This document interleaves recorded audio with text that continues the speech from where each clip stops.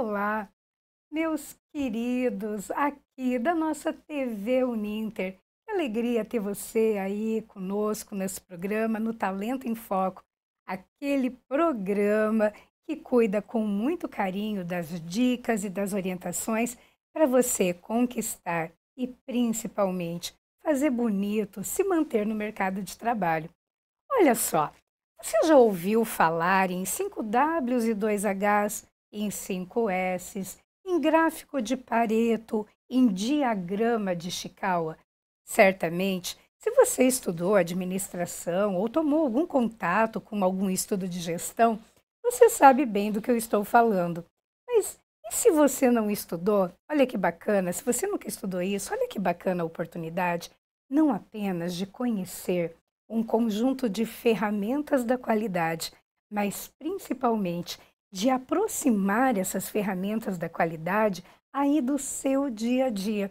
É incrível como essas ferramentas podem ajudar você no âmbito pessoal, no âmbito da produtividade, se você é líder aplicado à sua equipe. Interessou? Então, fica comigo e hoje eu tenho um convidado muito especial, o professor Daniel Poit. Professor Daniel Poit, ele é economista, ele é executivo de empresas, inclusive ele trabalhou por 20 anos em uma empresa japonesa. É um estudioso da qualidade, ele é conselheiro, ele é consultor de empresas. Atualmente, ele trabalha em parceria com uma empresa alemã e ele disponibilizou o tempo dele para estar aqui conosco, para nós termos essa conversa muito interessante sobre como as ferramentas da qualidade podem ajudar a você no seu dia a dia, no seu desenvolvimento pessoal e na produtividade. Então, quero dar as super boas-vindas, professor Daniel. Tudo bem. Muitíssimo obrigada de estar conosco aqui no Talento em Foco. É uma alegria recebê-lo sempre aqui na nossa casa. Seja muito bem-vindo, professor. Muito obrigado, Érica. Me permita chamá-la Érica, né? Pela nossa amizade. E parabéns pelo programa, né? Essa nova fase, que você tenha cada vez mais sucesso. E parabéns porque você leva um conteúdo extremamente relevante para as pessoas. Você faz com o teu programa um trabalho de valorização do ser humano e isso é muito importante para o mundo, que as pessoas consigam ver novos caminhos, novas possibilidades. Então, parabéns por isso também. Eu é que agradeço, porque esse programa, ele brilha por conta do brilho dos nossos convidados, né, professor? Então, muito obrigada de Obrigado. estar aqui. Ficou vermelho, Muito hein? obrigado. Professor, então vamos lá. Vamos O lá. senhor que já trabalhou por 20 anos com uma empresa japonesa, e quando se fala em cultura japonesa, não temos como dissociar da disciplina. Então eu gostaria de te perguntar, de entrar primeiramente, né? O que são ferramentas da qualidade e podemos entrar na ferramenta 5S, que ela tem todo o desenvolvimento dela associado à filosofia japonesa? Podemos começar por aí? Podemos. Bem, respondendo a primeira parte da pergunta, o que são ferramentas da qualidade? Em realidade, são conjuntos de métodos desenvolvidos predominantemente na indústria japonesa, principalmente no pós-guerra, né, depois dos anos 45 em diante, quando houve um processo de reconstrução do Japão e um investimento muito grande dos americanos para que o Japão se reconstruísse. E os professores que saíram de universidades americanas e executivos que saíram das grandes empresas americanas para dar suporte a esse crescimento, a essa reconstrução, começaram a observar algumas práticas que eram naturais no povo japonês e nas organizações japonesas e que levavam eles a conseguir resultados muito melhores em termos de durabilidade, em termos de robustez e em termos principalmente de ganho de tempo. E passaram a se interessar por isso e, com a ajuda de outros professores de universidades japonesas, foram transformando isso em métodos, identificando quais eram as regras, os comportamentos que podiam ser modelados e foram transformando isso em métodos de qualidade, chamados métodos de qualidade. Dentre eles, o mais brilhante, o mais, vamos dizer assim, o mais mencionado na literatura, é o professor Deming, né, que é um professor americano que é considerado o grande pai da qualidade. Então, agora nós podemos ir para os 5S. É Isso. muito interessante, né, professor? Porque quando nós combinamos aqui, conversamos no mundo organizacional, você está com algum problema, precisa resolver algo, vai arrumar as suas gavetas.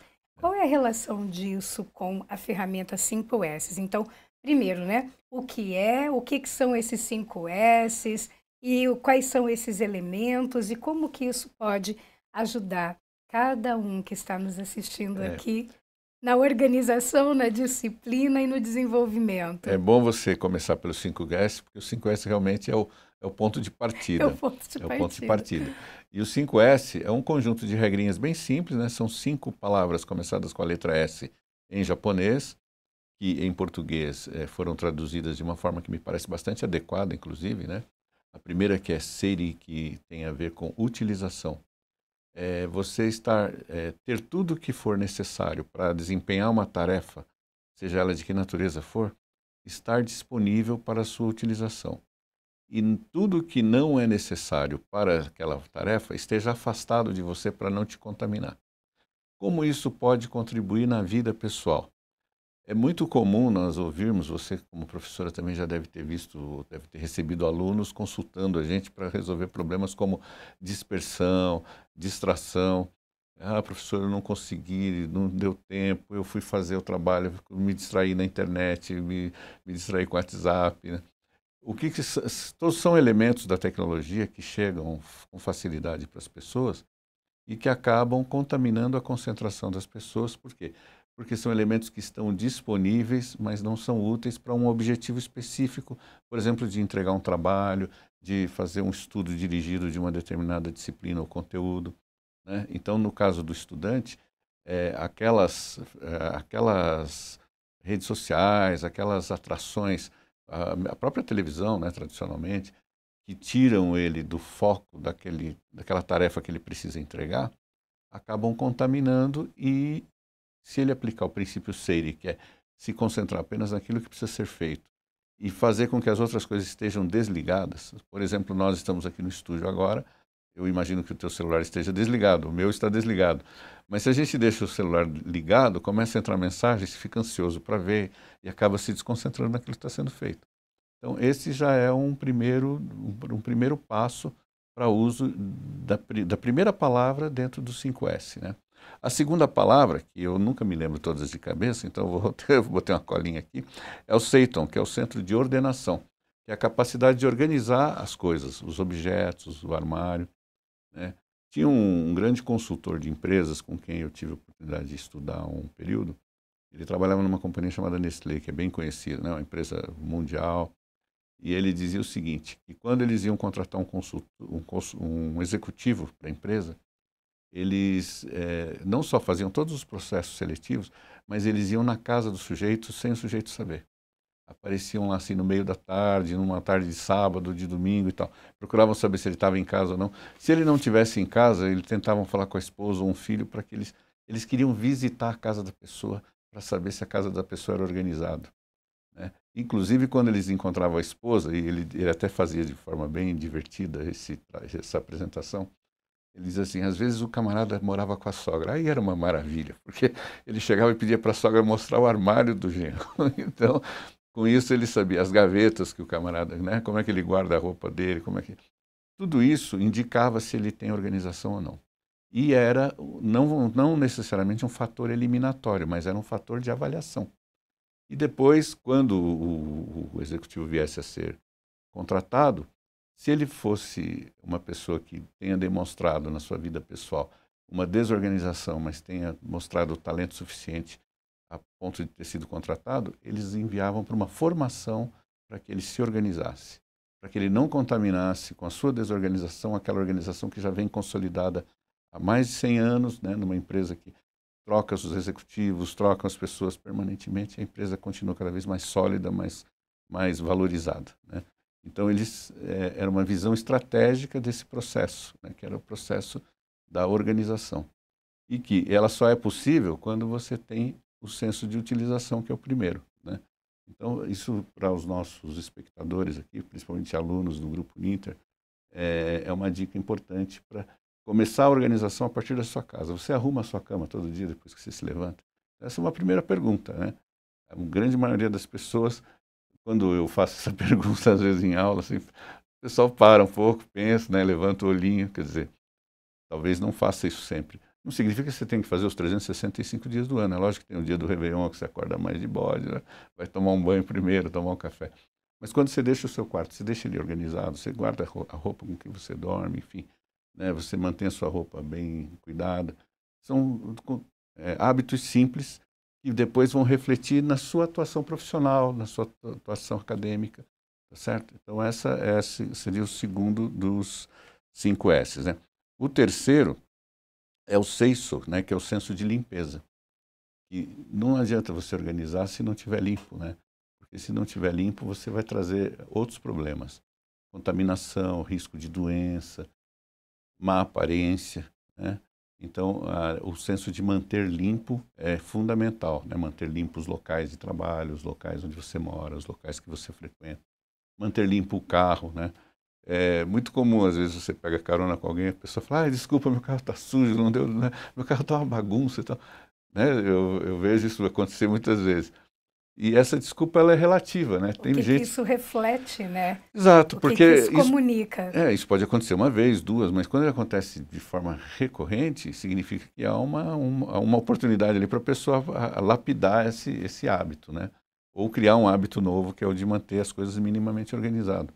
Claro, não vai estar sempre também, né? Você pega um dia de chuva, volta de uma viagem, é claro que o carro vai estar sujo, vai ter bagagem, mas deixar as coisas dentro do carro, muitas vezes faz com que você transmita uma imagem de que não tem um bom senso de organização e de limpeza, né?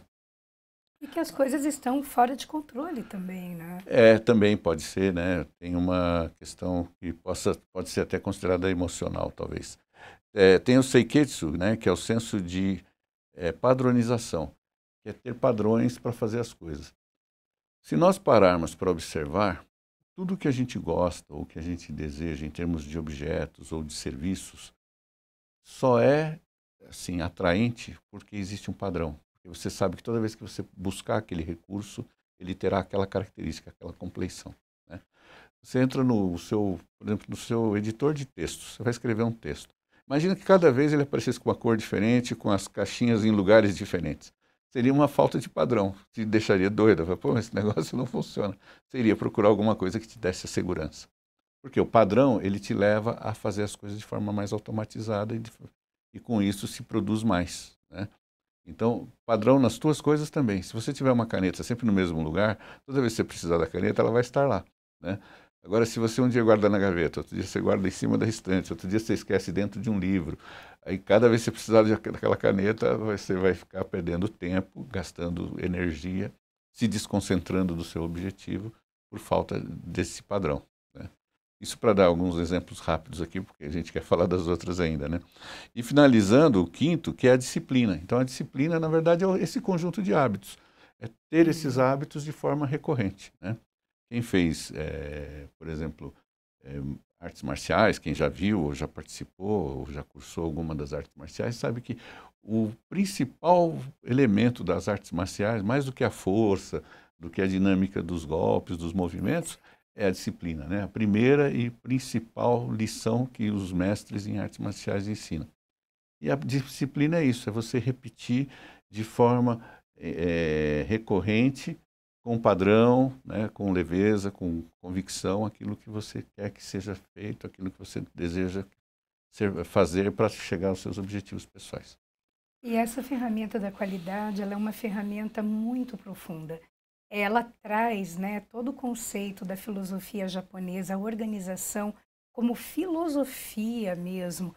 E olha só, nós sabemos que tem algumas pessoas que parece que já vêm assim com programinha de fábrica, professor, que são organizadas, que são disciplinadas, e existem outras pessoas que precisam flertar diariamente para conquistar a organização, para conquistar a disciplina e manter o foco.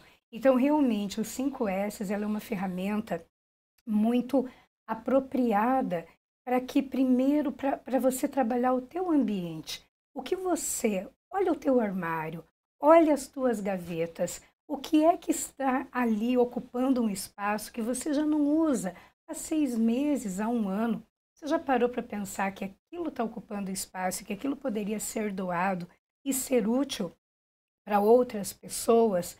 Você já parou para pensar, né, o teu eu do presente, assim, conversando com o teu eu do futuro?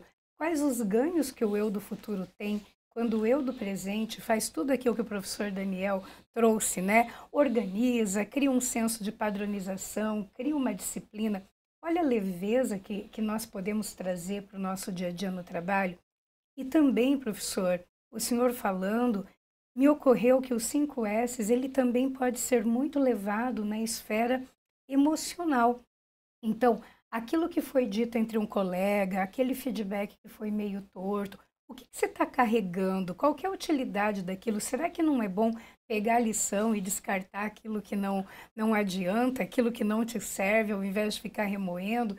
Então, olha só, é uma ferramenta muito bonita e que, se você quiser também conhecer um pouco mais sobre a filosofia da arrumação e da organização, eu te recomendo os livros e os vídeos da Marie Kondo. Não se trata de arrumar a casa, se trata de entender tudo isso que o professor trouxe enquanto conceito, enquanto filosofia, e é a disciplina que realmente acaba fazendo. A motivação é para amadores, né? A motivação ela é um impulso, mas é a disciplina que mantém ali até que exista a adesão daquele comportamento como hábito.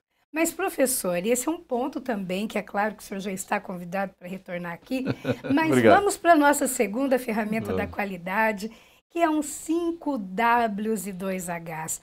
Conta para nós o que é esses 5 Ws e 2 Hs e como que as pessoas podem utilizar, tanto para a vida pessoal, profissional, um projeto. Conta para gente. O 5W2Hs é uma ferramenta extremamente clássica, né? Talvez a mais antiga, e ela foi aprimorada pelos japoneses ao incluírem os dois Hs.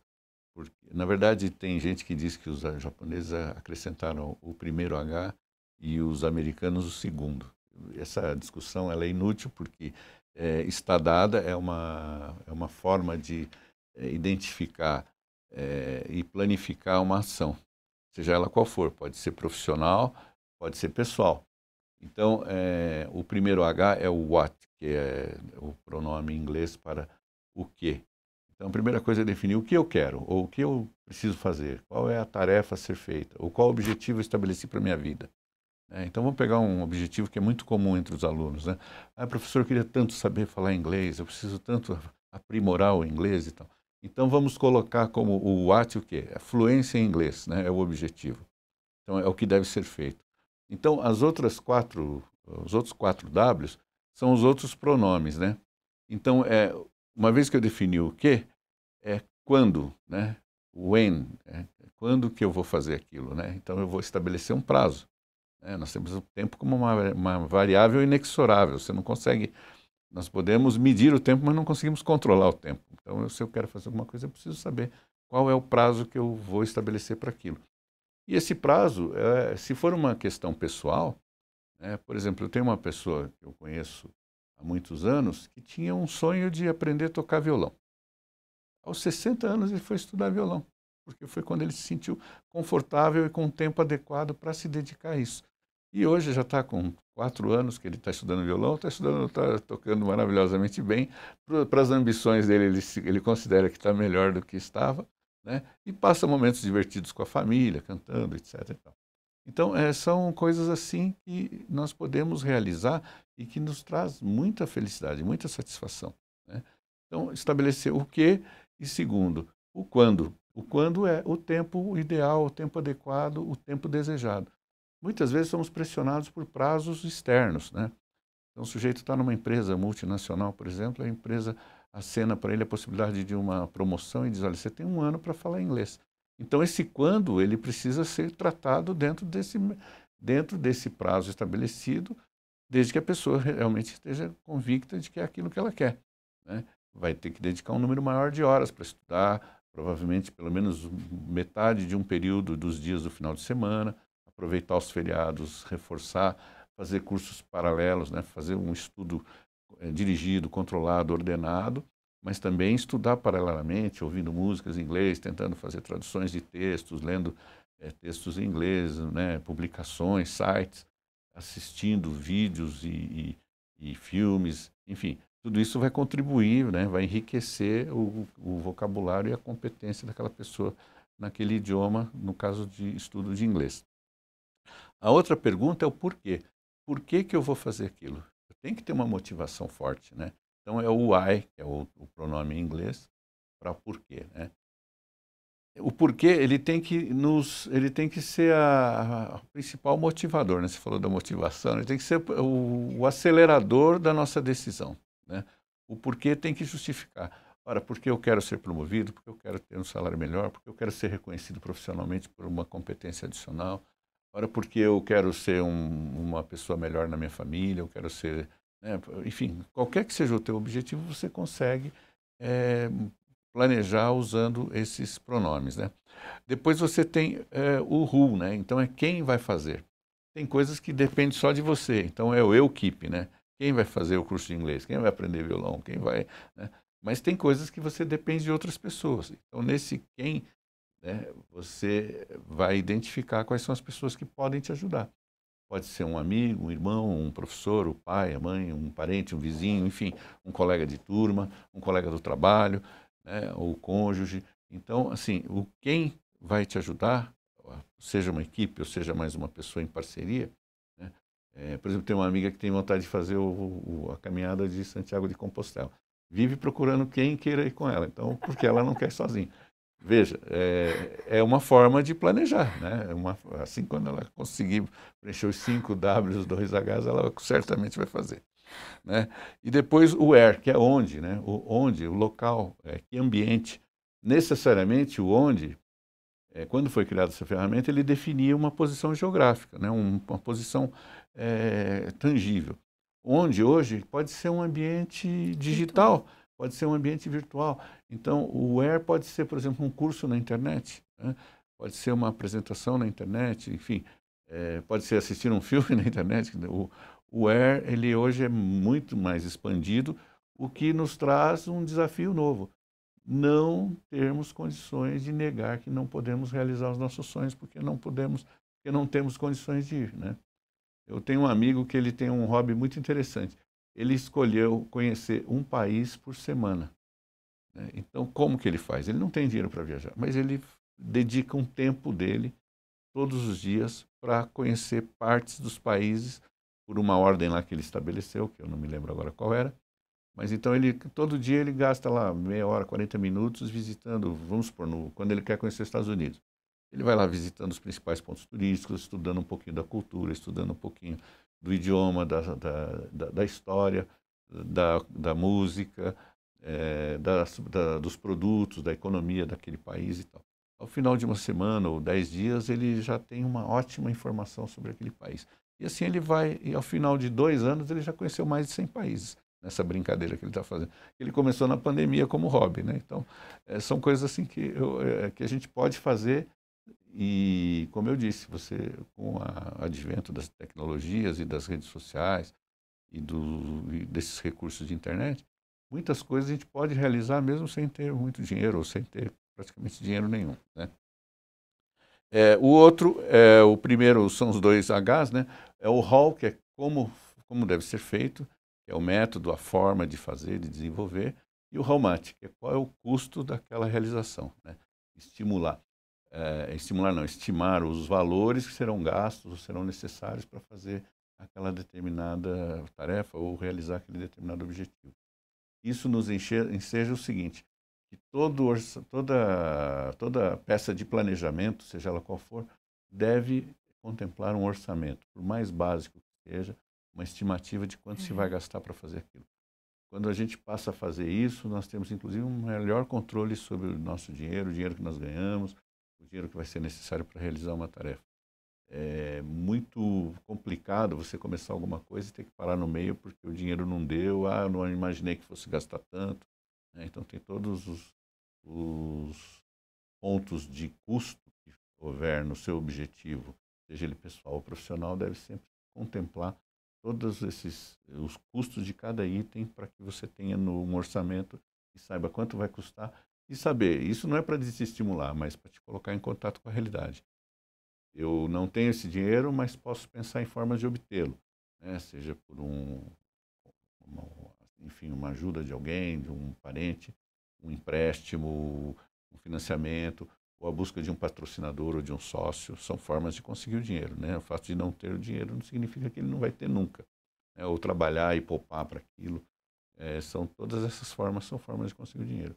Mas ter um orçamento te coloca em contato com a realidade e te estabelece o nível de viabilidade daquele sonho, daquele objetivo. E para não desestimular ninguém com respeito a isso, eu gostaria de dizer que as grandes empresas que nós conhecemos, as empresas mais valiosas do mundo hoje, são empresas que não foram herdadas. São empresas que foram construídas a partir da determinação, da iniciativa de pessoas que acreditaram na sua ideia, foram atrás do dinheiro, dos recursos, se dedicaram, aplicaram esses elementos, queira de forma consciente ou não, né, ganharam produtividade. Então você tem aí símbolos, né, verdadeiros símbolos da modernidade em termos de pensamento, como Steve Jobs, só para citar um deles, né? É muito interessante porque a adoção dos 5 Ws e 2 Hs, ela te permite clareza, ela te permite enxergar os passos a serem trilhados, né? O que fazer, qual é a ação, qual é a outra ação, o como, a questão de um convencimento interno, né? Quando te fica claro qual é o propósito, você mobiliza muito mais energia. E você vai conseguindo também acompanhar a data, fazer um ajuste na data, acompanhar o orçamento, para realmente, ele ajuda muito em focar efetivamente a tua energia em prol daquele objetivo. E olha só, professor, vamos agora aqui mais para o nosso último, né? Porque nós estamos chegando aqui aos nossos momentinhos finais, mas vamos falar sobre Ishikawa, diagrama de Ishikawa, a espinha de peixe, né? Vulgarmente. Vulgarmente. Como é que nós podemos utilizar essa ferramenta para a produtividade pessoal, para o desenvolvimento pessoal, para ajudar a identificar e resolver problemas? Então, o diagrama de Ishikawa, que é famoso, né, como espinha de peixe, é um apelido carinhoso por causa da grafia que foi adotada para defini-lo. Ele, na verdade, ele é um conjuntinho de regras para nos ajudar a identificar as causas dos problemas ou a causa de alguma dificuldade, né? A causa de algum obstáculo que você esteja enfrentando, seja profissional, seja pessoal, né? Nós estamos tratando aqui sempre com foco de levar isso para o lado da pessoa humana, né? Porque dentro das empresas existem altos profissionais cuidando desses assuntos e treinando suas equipes nessas questões. Então, o que eu fiz, assim, para aqueles que já conhecem o Ishikawa, sabe que você identifica o problema, né? Qual é o problema e o impacto que ele está oferecendo, e a partir dali, então, você tem 6 dimensões lá, que são 6 M's, né? Que é mão de obra, material, método, máquina, e medida e meio ambiente, né? O que nós fizemos foi um trabalho de criar uma analogia dessas dimensões para a vida pessoal. Então, é evidente que o meio ambiente, você tem o meio ambiente, que é o ambiente da fábrica interno, e você tem o meio ambiente, a ecologia mesmo, né, externa, e devem ser alvo de preocupação quando se trata principalmente de um processo produtivo que gera algum tipo de resíduo e o impacto que esse resíduo terá no ambiente. Mas, pessoalmente, como é que eu trato a questão do ambiente, né? O ambiente é tudo aquilo que está externo à sua decisão e que pode influir no seu objetivo, né? Então, assim, a família com quem você convive, o ambiente onde você pratica esporte, ou o ambiente onde você se diverte, todos esses ambientes eles têm influência sobre você, né? Então, o ambiente, no caso pessoal, usando o diagrama de Ishikawa, seria essa definição, né? A medida, no caso das empresas, nós temos diversas medidas, né? Você tem lá a medida de pressão, temperatura, enfim, uma série de indicadores nas máquinas, né? Quantidade produzida por minuto, por hora, aqueles gráficos de controle estatístico de processo e tal. Porém, na medida, no caso pessoal, a medida principal que você deve considerar é o tempo. O tempo como principal elemento de medida, né? Aí, fora o tempo, você pode considerar o recurso financeiro, né? Você pode considerar algumas outras questões ligadas à quantidade, por exemplo, de alimento, né? Tempos de deslocamento, mas, assim, fundamentalmente, o tempo é o mais essencial dentro, na dimensão M, que seria equivalente à medida no caso das empresas, né?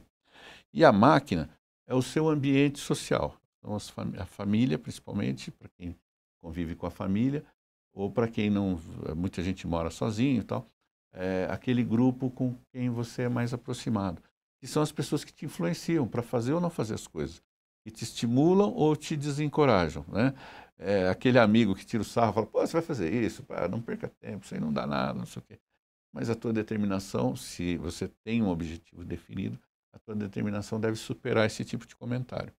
Eu gosto muito de recomendar um livro de um navegador brasileiro, que eu admiro demais, chamado Amir Klink. Escreveu vários livros, fez viagens maravilhosas pelo mundo, navegando. Mas a primeira grande viagem dele, que se tornou um best-seller e um marco na história da humanidade, foi a travessia do Atlântico num barquinho a remo. E ele escreveu um livro chamado 100 Dias entre o Céu e o Mar, onde ele relata essa viagem. E ele, o livro todo, ele comenta de um amigo dele que só ficava dizendo que não ia dar certo. Tudo que eles pensavam para colocar no barco, todas as ideias, o cara ficava dizendo que não ia dar certo, né? E quando ele termina a viagem, lá depois de todo aquele processo que demorou 3 anos para ele conseguir o objetivo dele, foi aclamado pela imprensa, foi convidado para escrever o livro que ele acabou escrevendo, que é esse que eu estou descrevendo. Esse amigo falou para ele assim, eu sabia que esse negócio não ia dar certo, porque agora você não é mais meu amigo. No sentido de, assim, querendo Não tem mais tempo para mim. ironizar, exatamente, ironizar o fato de que agora eles não tinham com tanto convívio, né? Mas vejam que o pessimismo é só uma questão de escolha, né? Então, as coisas podem acontecer a despeito disso. Então, é muito importante esse conceito de máquina, como a máquina na qual você é uma engrenagem e que pode estar te causando o travamento ou também te estimulando. Veja, não é, né? Tem aquelas pessoas que batem um tapinha nas suas costas, pô, vai lá, eu te ajudo, eu te dou uma força. Empresto aqui um livro, te adianto um dinheiro, enfim, né? Te indico alguém, te coloco em contato com alguém, né? Eu tenho uma outra pessoa que eu conheço bastante também, que uma vez recebeu a possibilidade de ir para a Alemanha e nunca tinha viajado para fora do país, né? A não ser ir para o Paraguai comprar porcaria uma vez lá. Aí ele dizia assim, pô, mas eu tô com medo e tal. Mas medo do quê, cara? Vai lá, né? Então, até hoje, quando ele conversa, ele fala, pô, se não fosse você me estimular, eu não teria ido para a Alemanha e tal. E hoje ele conhece mais de 50 países, né? Então, ele perdeu o medo de viajar e viu o que é possível fazer. Aí, isso aí no plano externo, né? Então, você tem, no plano externo, que eu digo externo, a sua pessoa, né? Então, você tem a dimensão máquina, que é a família, a medida, que é o tempo, e o ambiente, que é o ambiente onde você vive ou frequenta. E internamente, nós temos 3 dimensões também, que vai fechar os 6 M's, né? Que é a mão de obra. O que é a tua mão de obra? Não é a tua força. A mão de obra é o teu conhecimento. Então, o equivalente à mão de obra no Ishikawa seria o teu conhecimento. Aquilo você sabe. Quanto mais você investir em conhecimento, mais capaz você será. Mais produtivo você será. Então, você está aí assistindo esse programa da professora Érica, você está investindo no seu conhecimento, na sua capacitação, e está transformando a sua disponibilidade de mão de obra mais eficiente e ampliando ela quantitativamente também. O segundo M na dimensão pessoal é o M do material.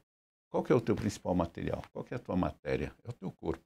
Então, cuida do teu corpo com boa alimentação, com uma atividade física, né, divertindo-se, trabalhando, né, sem se expor a desgastes ou a consumos que possam te prejudicar. Então, o teu material é o teu corpo. Cuidar do teu corpo e tratar. Porque, veja, nós estamos falando de Ishikawa. Ishikawa pensa no tratamento dos problemas. Quando você vê o problema, você buscar nessas 6 dimensões onde está a raiz dele. Não é isso? Com a própria prevenção, né? E o diagrama não é isso? Buscar a causa raiz dos problemas? Então tá. E o terceiro e último, que é o método, né? O Ishikawa tem uma dimensão que é método. Qual é o método de cada um de nós? São os nossos hábitos, né? Então, nós podemos trocar os nossos hábitos, nós podemos substituir nossos hábitos por hábitos melhores. Nós sabemos que uma coisa que a gente faz não está certa. Por que a gente continua fazendo? E para a gente saber se o que a gente faz está certo ou não, é assim, daquilo que a gente faz, o que nós temos coragem de contar para os nossos amigos? Né? Ou daquilo que a gente não faz, o que a gente tem coragem de falar para os amigos? Olha, isso eu não faço. Né? Então, você sabe que você tem um hábito ruim quando essa resposta é, né? Você vai saber qual é. Cada um de nós tem o seu, né? Todos nós somos humanos. E ao ter essa resposta, você sabe que hábitos você precisa substituir. Né? E certamente saberá substituir por qual. Né? Então, com base no 5S que nós vimos lá no início, no 5W2H e no diagrama vertical, a gente pode começar a organizar a vida, ter mais produtividade, mais alegria, mais prazer, né? E, com certeza, muito mais resultado. Muito bem. Nossa, muito obrigada, professor. Esse tema é um tema muito instigante, muito inspirador, né? Isso E mesmo. daria certamente horas e horas e horas de conversa. E eu quero agradecer, eu acredito que o propósito do programa era te colocar, né? Te levar essa informação, essas ferramentas da qualidade, te deixar mais curioso, para você procurar aí, para você entrar na internet e pesquisar mais, e observar, e avaliar, sabe, e se apoderar desses métodos e dessas ferramentas que certamente farão muita diferença para vocês. E esse programa aqui, ele na verdade é um programa muito especial e por estar aqui com o professor Daniel, diversas vezes eu parafraseei, professor, porque acompanhando o seu trabalho e podendo fazer parte da sua equipe, o que me fez crescer muito, existem duas perguntas de produtividade e de foco que eu levo para a minha vida pessoal, que eu levo para os meus clientes e que isso faz muita diferença para mim. E que são, né? Eu aprendi ali, são da sua autoria. As perguntas são: pensa no seu objetivo. O que é que você está fazendo que não deveria estar fazendo, que está te afastando do seu objetivo? E a segunda pergunta, que muda todo o nosso modelo mental e as nossas escolhas. O que é que eu não estou fazendo e que eu deveria estar fazendo, que me aproxima do meu objetivo? Durma com um barulho desse, não é É isso mesmo, mesmo. professor? Gente, eu quero te agradecer muito, com todo carinho, pela sua presença aqui nos nossos estúdios e te colocar que o Talento em Foco está sempre de portas abertas para te receber. Muito obrigado. Foi uma alegria e olha, volte sempre. E eu quero me despedir aqui de vocês, desejar uma semana incrível, uma semana produtiva, uma semana leve, uma semana muito realizadora. Até a próxima semana. Um grande abraço e fique bem.